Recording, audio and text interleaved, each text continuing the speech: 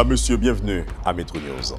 À la une de l'actualité, le secrétaire général des Nations Unies est attendu ce samedi 1er juillet en Haïti dans le cadre d'une visite de quelques heures. Antonio Guterres doit rencontrer le Premier ministre, le Dr Ariel Henry et d'autres acteurs politiques et de la société civile sur la crise.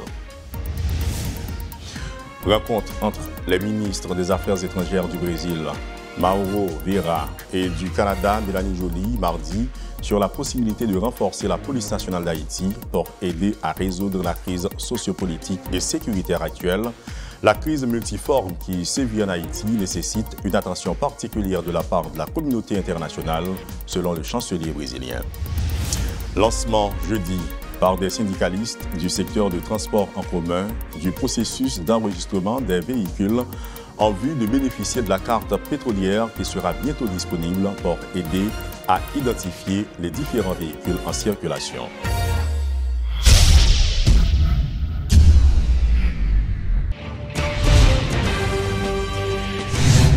Comme annoncé en titre, le secrétaire général des Nations Unies, Antonio Guterres, est attendu en Haïti ce samedi 1er juillet, dans le cadre notamment d'une visite de quelques heures. Le numéro 1 de l'Organisation des Nations Unies tiendra des réunions avec divers secteurs de la vie nationale, dans la perspective de trouver une solution à la grave crise haïtienne. C'est un coup de projecteur qui va attirer le monde entier sur la situation en Haïti, tout au long de la journée. Face à la détérioration de la situation sécuritaire en Haïti, le numéro 1 de l'ONU, Antonio Guterres, lancera probablement un appel au Conseil de sécurité afin d'envisager de déployer une force spéciale armée pour aider le pays notamment à faire face à d'immenses problèmes humanitaires et sécuritaires actuels. Durant son bref passage, M. Guterres aura à s'entretenir avec le Premier ministre, le Dr Ariel Henry, quelques membres du gouvernement, des membres du Haut Conseil de la transition, des membres de la police nationale d'Haïti, de la classe politique, des organismes onusiens et sa représentante notamment en Haïti, Mme Marie-Isabelle Salvador, et pour parler de la crise sociopolitique actuelle.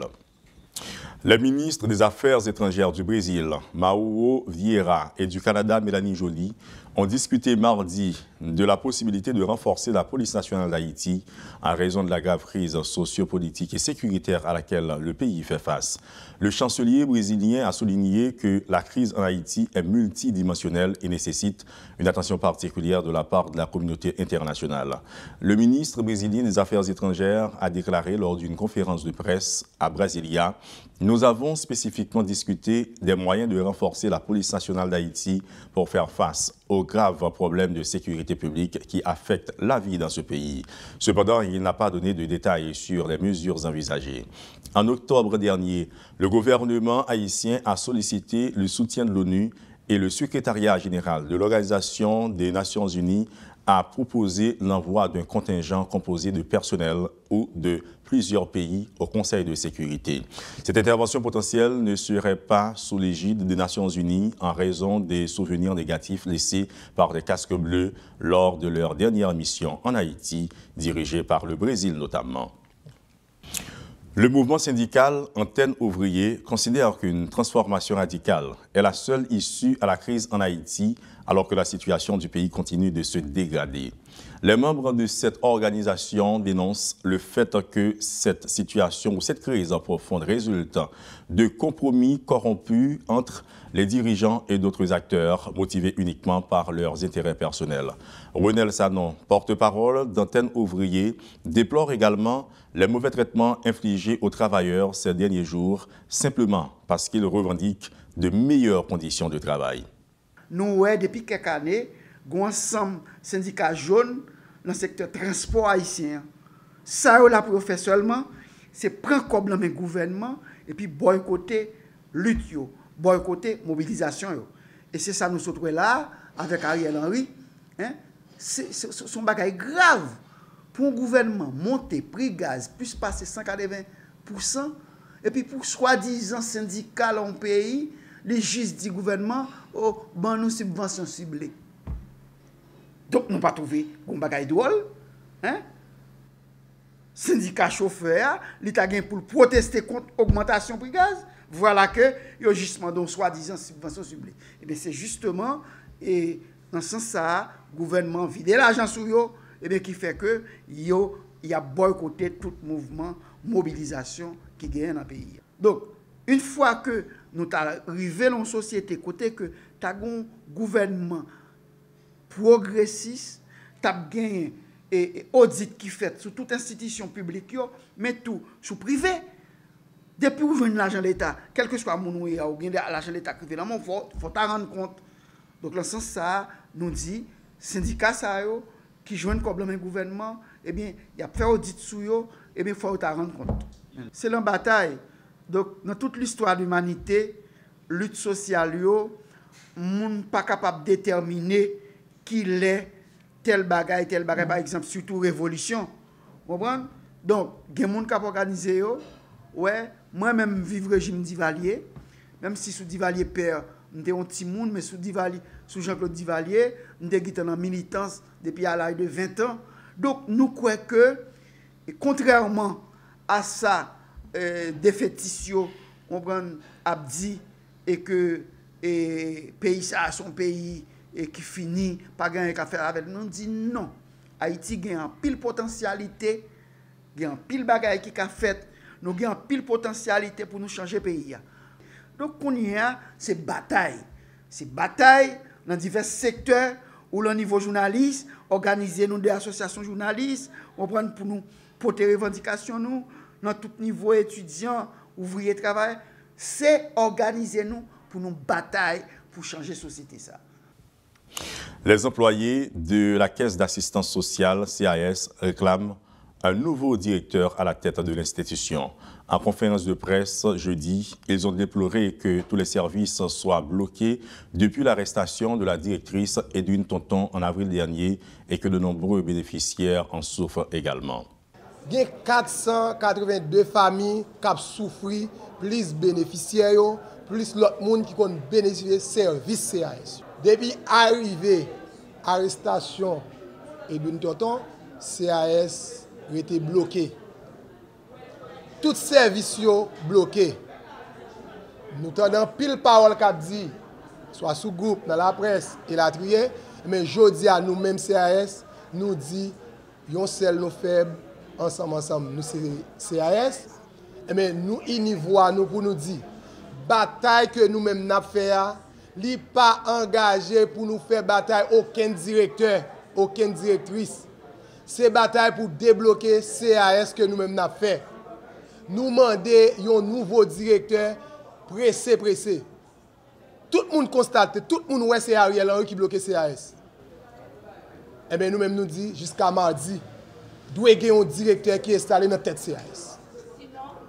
Sinon, nous continuons à faire la même bataille que nous commençons. Nous faisons sitting, nous bloquons, nous boulons caoutchouc. Nous écrit la primature, nous écrit affaires sociales, nous écrit finances, nous écrit OPC. Pour ne citer ça seulement, ça veut dire nous faisons tout ça que nous-mêmes nous devons faire qui doit répondre avec déblocage CAS. Bataille la pas camper. Pas de CAS. Nous c'est CAS c'est nous dit faut que CAS délivre. Non mais c'est clair, CAS c'est un biotechnique lié. Je dis à ces politiques qui fait CAS pas qu'il y ait un nouveau directeur. Si ce n'est pas moi, il n'y a pas l'autre. Je dis à là, nous dit, on quitte le rôle CAS, là, tout le monde a une mission CAS. Nous pas qu'à prendre mission pour nous politiser, question directeur PAM, question directeur PAP Vini. Je dis à nous-mêmes employés, nous pas faire bataille directeur. Nous pas qu'un directeur dans la poche, nous dit nous soutenir. Nous dit c'est débloquer CAS pour nous avoir un nouveau directeur. Autre point de l'actualité. Des syndicalistes du secteur du transport en commun lancent un processus d'enregistrement des véhicules du secteur de transport en commun en vue de bénéficier de la carte pétrolière qui sera bientôt disponible. Les autorités étatiques subventionnent les prix de l'essence sur chaque gallon. Des véhicules qui font partie du programme seront identifiés selon les syndicalistes du Club bénissois et Jacques Anderson Desroches. Le processus d'enregistrement sera lancé lundi prochain sur tout le territoire national et c'est Rodolphe Pierre-Louis qui nous présente un reportage sur ce dossier. Le secteur des transports en commun tire enfin une conclusion avec le gouvernement en place sur l'utilisation d'une carte pétrolière dont les chauffeurs en seront détenteurs. Le programme a deux étapes. Première étape, c'est collecte de données. Deuxième étape, programme, c'est permettre subvention rivaterie. Dans la deuxième étape là, j'aimerais dire, nous dit plusieurs fois déjà, y compris même Nikama Duc, plusieurs de nous parler dans la radio, pour nous dire, deuxième étape là, c'est permettre de faire livraison 4 pétrolières. Là-dedans qui prend une plaque machine qui est TP ou TM seulement cap code de vérification. Mais dans la première étape programme là, c'est machine n'a pas identifiée et dans le département de l'Ouest là, particulièrement zone métropolitaine là, donc journalistes yo pral ka vérifier AG yo, on petit sticker qui marqué véhicule enregistré. Yo ka connaît machine ça yo est identifié. Les nouvelles, le programme n'a pas commencé, c'est identification d'abord. Le processus est lancé et cette initiative va permettre à cette catégorie sociale de se régulariser. Et 400, il n'est pas fait sous nom ni chauffeur, il n'est pas fait sous nom ni propriétaire machine, il n'est pas fait sous nom ni syndicaliste, il est fait sous nom machine. C'est-à-dire que 4 là, il n'est pas pour personne, sa machine est affectée. Tout collecteur, il n'y a pas de maillot, d'ailleurs, tout le monde qui là, c'est collecteur. C'est des jeunes filles, des jeunes garçons nous permettent de participer dans le programme pour au moins un petit cop dans le l'État accepte. C'est eux-mêmes qui peuvent faire collecte de données.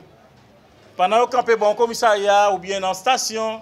Donc, une machine qui charge, par exemple, qui peut passer dans la station là, qui peut aller Pétionville. L'arrivée de 62, la priorité. La police a prêté. En attendant, il charge les gens.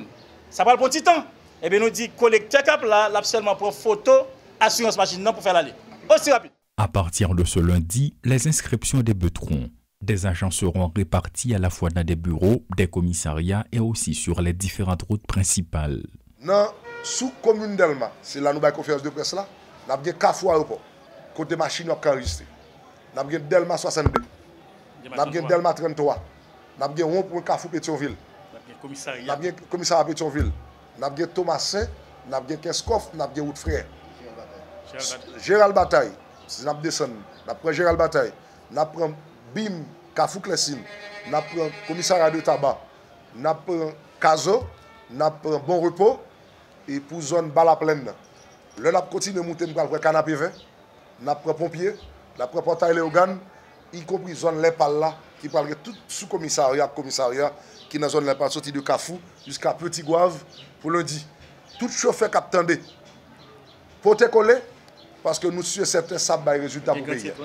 De Gantier à Fonverret, nous connaissons, je crois, des bouquets difficiles, mais malgré tout, nous mettons des collecteurs sur Gantier, nous gagnons sur Fonverret.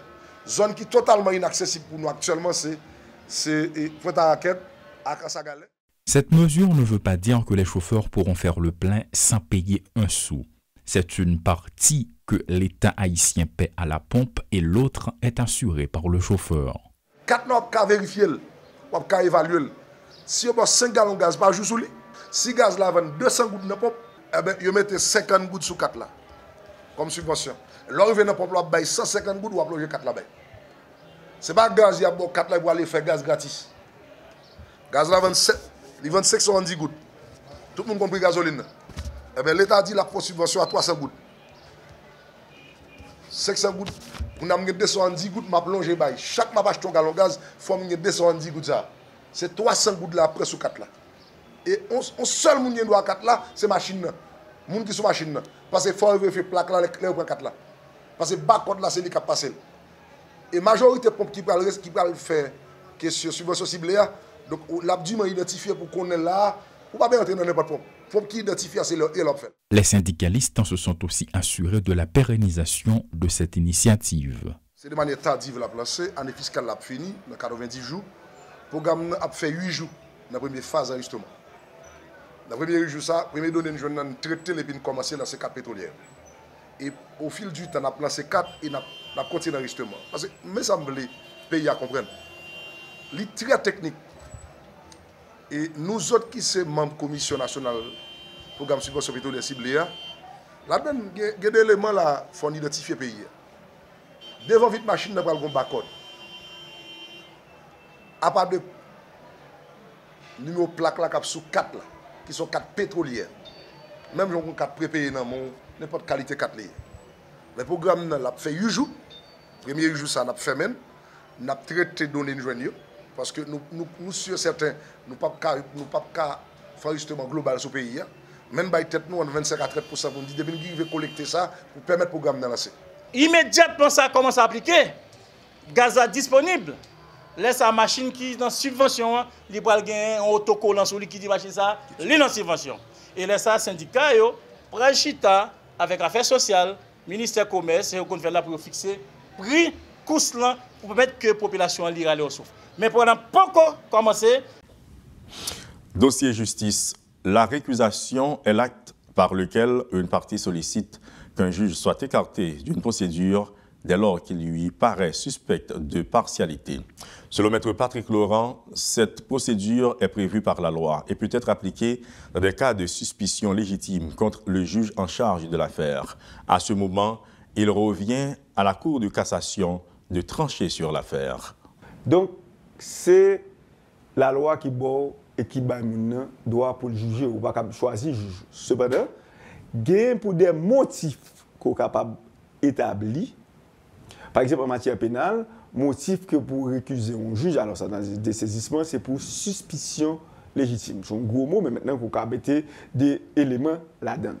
Donc, à ce moment-là, la Cour de cassation qui pourra trancher, pourra regarder et si effectivement, il y a des motifs que partie a dit qu'il y a une suspicion légitime. Excusez-moi, maître, qui ça nous les suspicions légitimes? Bon, quelques alors exemples, ça, par exemple. Ouais, et ça fait prendre son gros mot qui a mettre plus. Parce qu'il n'y a pas de définition comme si vous avez l'entrée dans le livre. Il y a une suspicion légitime, ou il doit prendre, on va avec encore une suspicion légitime, que le juge là, lui montre l'intéressé dans le dossier. Mais avec ce... bon, ça je prends un exemple banal pour essayer de comprendre. Ou bien c'est allié. Là, ça, ils étaient dans un même parti politique. Oui. Ils habitaient la même zone. Ça veut dire que là, on prend suspicion légitime. C'est comme si je disais, c'est des barres qui montrent que il paraît normal que on est qui est en position, c'est par exemple, c'est-à-dire qui est avec une accusée, qui s'est allié une accusée. Des cousins, cousines. Ou bien c'est ton proche collaborateur. Ils ont travaillé ensemble quelque part. Ou bien que côté juge là lui-même, tu es opiné sur le dossier déjà, qui baille opinion. Donc ce qui signifie pas gagner une définition qui arrêtée, c'est des situations qui peuvent prouver que le juge ça, qui touche question partialité, il n'est pas impartial dans le cas ça, il n'est pas bon pour se lecteurs. Des fois, il y a des situations qui ne sont pas pour le juge là seulement, il y a des situations qui sont pour zone, qui sont pour juridiction. C'est-à-dire, par exemple, à la justice, là, on me dit, la justice est tellement élevée, il faut que la partie ait une garantie que le tribunal est impartial.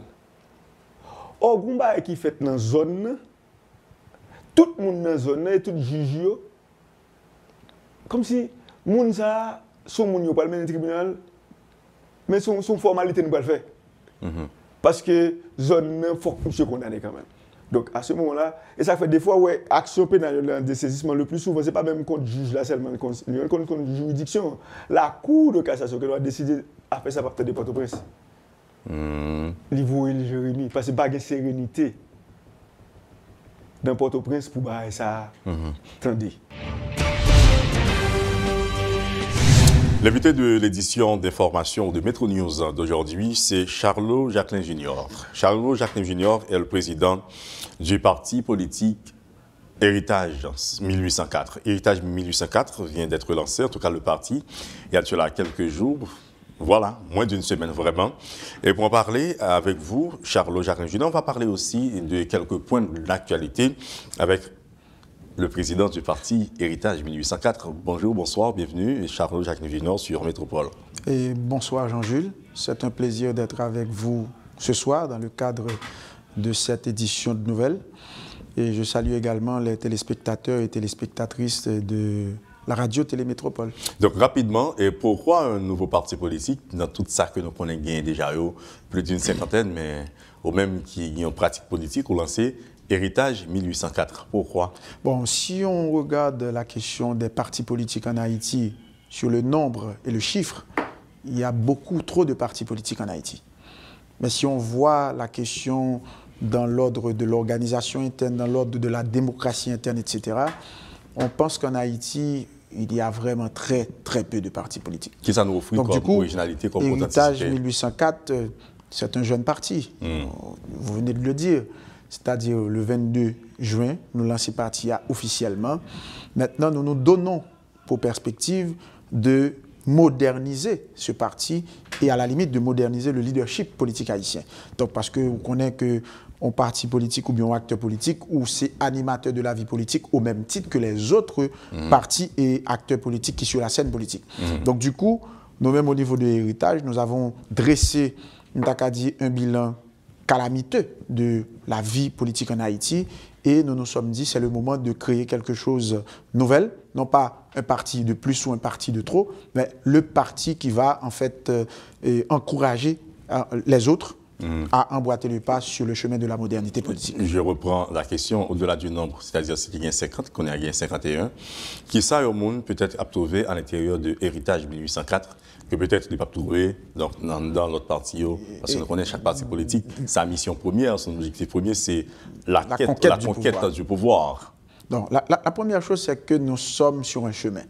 Donc, c'est même gentil, monde qui gagne 1 an, 2 ans, tu ne peux pas imaginer à l'avance les promesses que cet enfant-là porte en lui. Donc, il faut qu'on quitte Timouna, atteigne l'âge de sa puberté, l'âge de sa majorité, ensuite son âge adulte, et pour dire, voilà, l'enfant qu'on a eu il y a 30 ans, 40 ans de cela, il est devenu cet homme, cette femme, etc.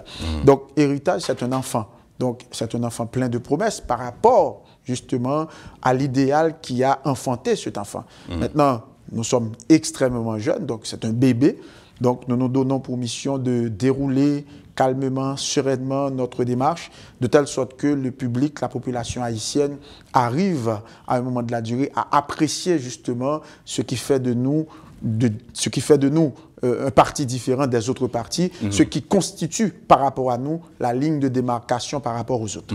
Ou tu es toujours dans la politique, Charles Jacquelin Junior. Je dis, ça va passer dans le pays, que ce soit les capacités pour certains des acteurs à s'entendre, à s'unir.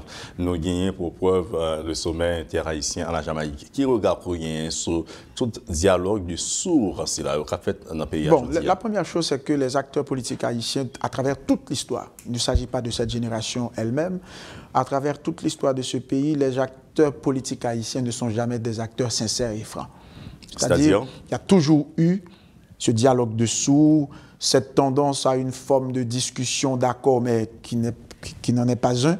Donc, nous avons aujourd'hui le même cas de figure. Donc, moi, je crois que, à la limite, nous avons peut-être pensé que je dis à mon plus éclairé, plus moderne, plus conscient, ils ont visité dans l'autre pays, ils ont pile là-dedans qui étudie ailleurs.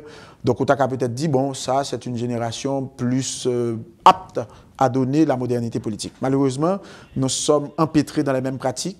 Donc de Cuba, de combines, de politica et non d'hommes et de femmes d'État. Vous avez l'impression, comme certains analystes et experts en relations internationales, en politique d'Ili, c'est l'international qui, une fois de plus, pourra imposer une solution à payer puisque les acteurs sont incapables. Et puis, on entend mieux, même il y a analystes et experts en politique et relations internationales qui traitent de mineurs sur le plan politique. Bon, bien sûr, nous avons des acteurs et des femmes, en fait, des acteurs et actrices politiques en Haïti. C'est des acteurs mineurs, puisque être un acteur majeur, ce n'est pas le nombre d'âge qui le fait, c'est la posture qu'on a sur la scène politique, c'est le comportement qu'on a sur la scène politique. Or, quand on voit les acteurs politiques depuis 1986, et même avant, parce qu'il ne faut jamais oublier les circonstances qui ont favorisé l'émergence de François Duvalier au pouvoir en Haïti, en 1957. Ça a été un contexte presque similaire au contexte actuel. Donc, on a eu différents gouvernements de transition, etc. Et il y a un candidat à la présidence, Daniel Fignolet, qui disait à ce moment-là, dans 11 candidats à la présidence qui viennent dans le pays, il y a 4 candidats majeurs et les autres candidats sont des candidats mineurs. Et Duvalier et Desjoie, ils se sont entendus, à la limite Clément Jumel, ils ont poussé Daniel Fignolet vers le pouvoir, mais dans des démarches qui paraissent non seulement pas démocratiques, mais qui paraissent institutionnelles du tout.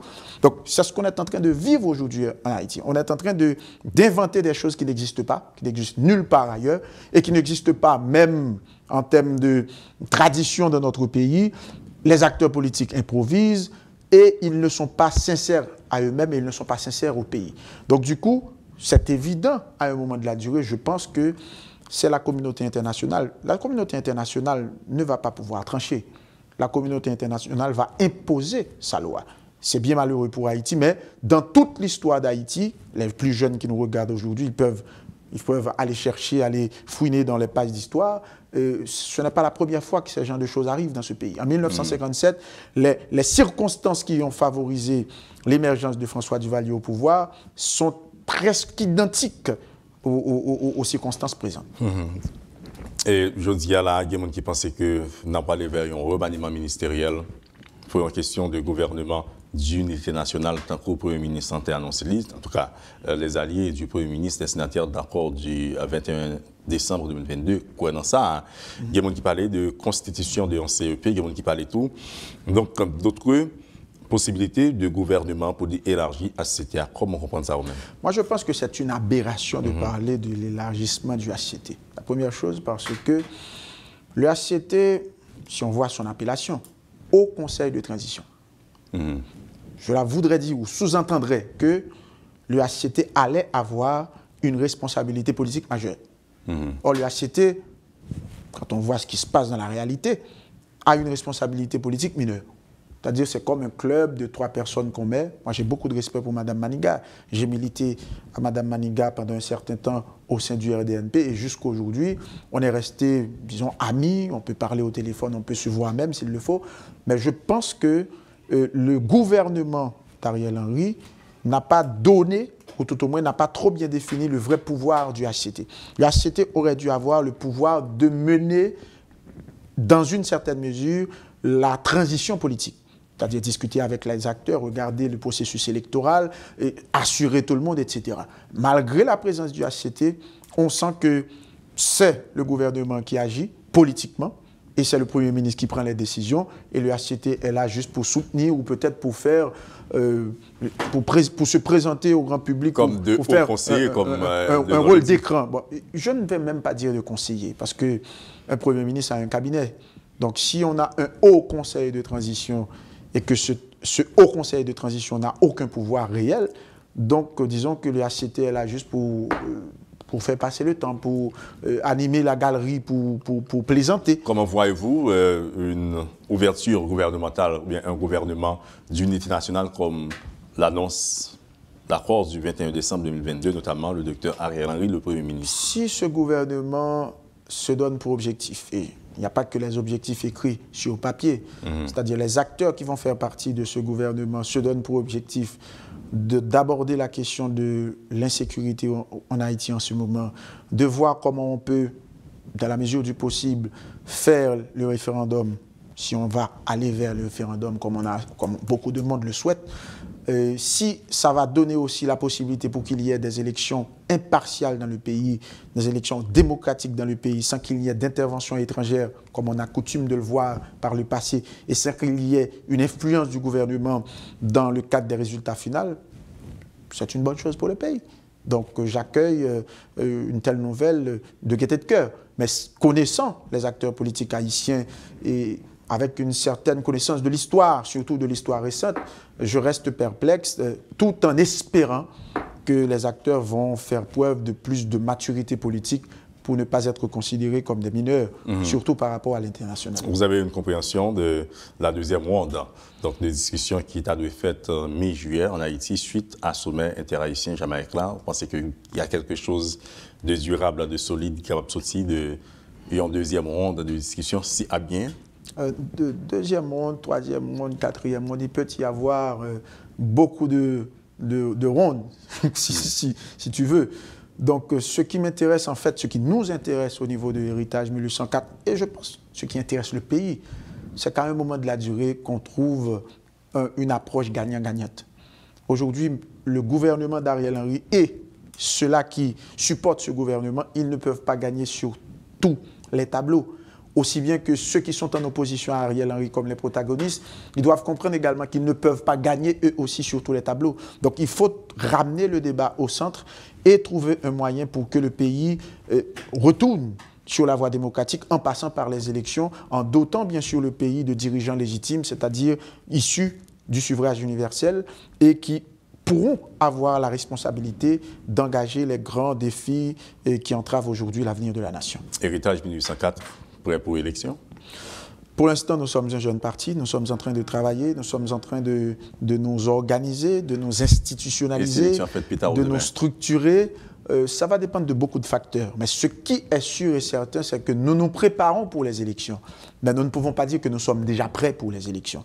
Il y a une différence entre se préparer pour quelque chose et être prêt pour quelque chose. Est-ce que nous sommes prêts pour l'instant? Non. Est-ce que nous nous préparons pour les prochaines élections? Bien sûr que si. On reçoit samedi prochain le secrétaire général de l'Organisation des Nations Unies. C'est une visite éclair. On a des attentes.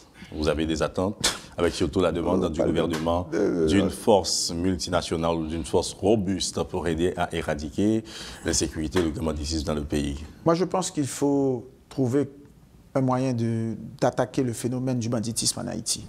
C'est un phénomène qu'il faut attaquer maintenant. On est arrivé trop loin, donc on a quasiment franchi toutes les limites.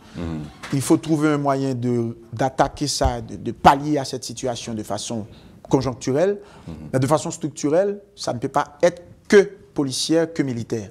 De façon structurelle, ça doit avoir rapport avec une approche dans les politiques publiques liées à la santé, à l'éducation, au travail, à l'emploi, au crédit, et toutes ces choses-là. Donc je pense que le phénomène du banditisme en Haïti a des racines plus profondes que de simples jeunes dans les quartiers populeux qui ont des armes à feu, etc. C'est aussi un problème socio-économique grave et c'est aussi un problème greffé sur des intérêts politiques parce qu'on sait très bien que beaucoup d'acteurs ou certains acteurs politiques tirent les ficelles derrière les gangs, derrière les groupes de bandits qu'on connaît dans les quartiers populeux. On va devoir se revoir, Charles Jacquelin Junior, pour parler politique davantage. On sait que le parti est jeune, comme vous l'avez dit. Très jeune. Donc, le parti, c'est un bébé. C'est un parti à suivre, peut-être, et à construire, selon ce que vous avez dit. Merci beaucoup de votre disponibilité à Métropole et merci d'avoir accepté de répondre à nos questions. Bon, c'est à moi de remercier la radio-télé Métropole et, comme vous le savez déjà, dès lors que vous aurez besoin de moi, je suis disposé et disponible. Et voilà, Charles Jacquelin Junior, le président du parti Héritage 1804, qui était avec vous, donc à Métro News pour aujourd'hui. Et tout de suite, on continue avec le journal.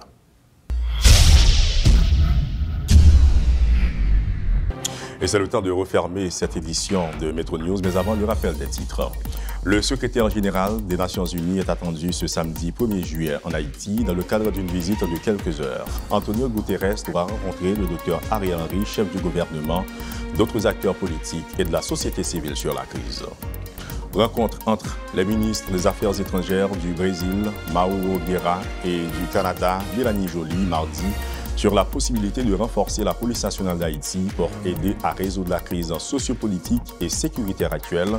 La crise multiforme qui sévit en Haïti nécessite une attention particulière de la communauté internationale, selon le chancelier brésilien. Et puis, lancement jeudi par des syndicalistes du secteur du transport en commun du processus d'enregistrement de véhicules en vue de bénéficier de la carte pétrolière qui, évidemment, sera bientôt disponible pour les véhicules de transport en commun. Et voilà qui met fin à l'édition de Métro News d'aujourd'hui. Restez sur Métropole pour la suite de la programmation. Au revoir.